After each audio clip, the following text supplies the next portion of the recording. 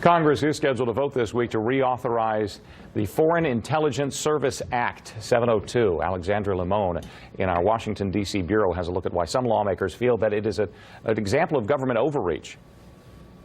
The Foreign Intelligence Surveillance Act allows intelligence agencies to spy on suspected foreign terrorists. But some lawmakers are concerned the agencies are spying on Americans, too, by gathering and saving our electronic communications. We think that is unconstitutional, hugely problematic, and we're here to defend the rights of the American people. FISA stands for the Foreign Intelligence Surveillance Act, and I would submit that if we do not put the F back in FISA, it becomes ISA, and the American public should know that the eyes are on them.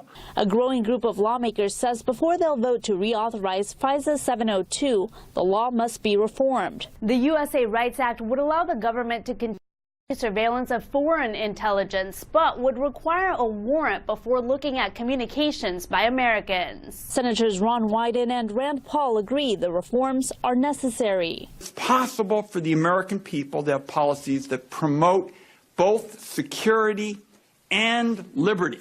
The Bill of Rights requires that information be gathered under the Fourth Amendment with probable cause, naming the person, naming the papers. Congressman Brian Fitzpatrick of Pennsylvania, a former FBI agent, says reforms to FISA aren't needed. Section 702 is a critical tool that the intelligence community uses properly to target non-U.S. persons located outside of the United States to acquire information that is vital to our nation's security. Opponents of FISA reform say changing the rules would give more rights to terrorists and criminals. In Washington,